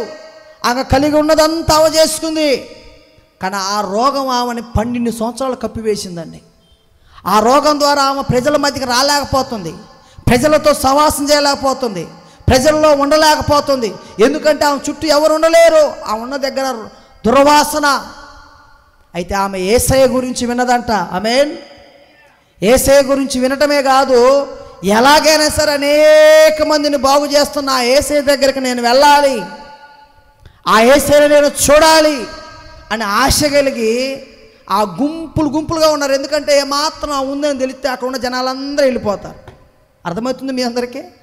అయితే నేను ఒక్కదాన్ని వెళ్ళి వాళ్ళందరిని అభ్యంతరపడడం ఇష్టం లేదు. కానీ ఏదన్నా బైబిల్లో రాయబడింది చాలా క్లారిటీ చదివితే, వెనకమాలుగా వచ్చంట ఆ గుంపుల్లో ఆయన వస్త్రపు సింగును ముట్టెను. చెప్పలు కొడదాం ఒకసారి గట్టిగా. అమ్మా అర్థమవుతుందా మీకు? అయ్యా ఏమర్థమైంది మీకు ఇక్కడ? ఆయన వస్త్రపు సింగును, ఇందాక ఏం చదువుకున్నాం మనం? ఆయన ఎలుగును వస్త్రం వలె కప్పుకున్నాడంట. ఆయన వస్త్రంలో ఏముంది? వెలుగుంది. 12 సంవత్సరాల ద్వారా బంధించబడ్డటువంటి ఆ స్త్రీ వస్త్రాన్ని దేవుడు తొలగించాడు అంత స్పాట్లో. ఇది గొప్ప విషయమా కాదా? మరుగు చేయబడిన ఆమె జీవితం, 12 సంవత్సరాల నుంచి అనుభవిస్తున్న ఆమె బాధ, ఆమె చీకటి వ్యాధి, ఆమె చీకటి వస్త్రం ఎప్పుడైతే యేసయ్య దగ్గరకు వచ్చిందో ఆమె యేసయ్యను ముట్టుకోవాలి, యేసయ్యను అడగల, ప్రార్థన చేయమని అడగల, ఆయన వస్త్రాన్ని ముట్టుకుంది. ఆయన వస్త్రాన్ని విశ్వాసముతో ముట్టుకుంది. ఆయన అంటాడు కదా, అంతమంది గుంపులో కూడా ఒక గొప్ప ప్రభావం, ఒక గొప్ప కార్యం, ఒక గొప్ప శక్తి ఆయనలోంచి బయలు వెళ్ళింది. ఎవరు నా వస్త్రాన్ని ముట్టింది అన్నాడా లేదా? అప్పుడు ఆమె వణుకుతూ, అయ్యా నేనేనయ్యా. ఒక 5 నిమిషాలు, 1 నిమిషం కూడా ఆమె దగ్గర నిలబడరు. ఎప్పుడైతే ఆమె రక్తధార కట్టెను అని రాయబడింది బైబిల్లో, చక్కగా నిలబడింది అక్కడ. ఆమె జీవితంలో ఎప్పుడు 12 సంవత్సరాల నుంచి ఎప్పుడు ఆమె ప్రజల మధ్య అలా నిలబడింది లేదు. ఎప్పుడు ఆమె ప్రజల మధ్య ఆ విధంగా నిలబడిన రోజులు లేవో. ఎప్పుడైతే యేసయ్య వస్త్రాన్ని ఆమె ముట్టుకుందో, యేసయ్యలో ఉన్న వెలుగును ఆమె పొందుకుందో, యేసయ్యలో ఉన్న శక్తిని ఆమె పొందుకుందో, అప్పుడు ఆమె సమాజంలో నిలబడింది. ఆమేన్. ఎందువలన తెలుసా? ఆయన అన్నాడు, కుమారి నీ విశ్వాసము నిన్ను స్వస్థపరిచిన అనే మాట మనం వింటున్నాం. ఈ రాత్రికాల సమయంలో చూస్తున్న బిడ్డలారా, వింటున్న బిడ్డలారా, మీ అందరికి చెబుతున్న మాట ఒక్కటే, మన దేవుడు గొప్పవాడు. మనలో మరుగైన విషయాలను ఆయన తేటంగా కనపడిచి నీలో ఉన్న అద్భుతమైన తలాంతులను, నీలో ఉన్న అద్భుతమైన విషయాలను అనేక మంది ప్రజలకు నేను ఎలుగుగా మారుస్తాడు ఆయన. పేతురు రాసిన పత్రికలో ఉంది 2:9, అయితే మీరు చీకటిలో నుండి ఆశ్చర్యకరమైన ఎలుగులోనికి పిలువబడిన వారు. మనమందరం పిలువబడ్డవారం. లోకానికి మనం ఉప్పై ఉన్నాం, అలాగే వెలుగై ఉన్నామని కూడా రాయబడింది. మత్తయి సువార్త 5వ అధ్యాయము 14వ వచనంలో ఏమని రాయబడింది అంటే, మీరు లోకమునకు వెలుగై ఉన్నారు. ఆయనలో ఉన్న వెలుగును మనం పొందుకున్నప్పుడు, ఆయనలో ఉన్న వెలుగును మనం సాధించినప్పుడు లోకానికి మనం వెలుగుము. ఆమేన్ చెప్పండి అందరూ. చివరి మాట చెప్పి నేను ముగిస్తాను. యోహాను సువార్త 1వ అధ్యాయం 5వ వచనంలో ఉంది, మేము ఆయన వలన వినిన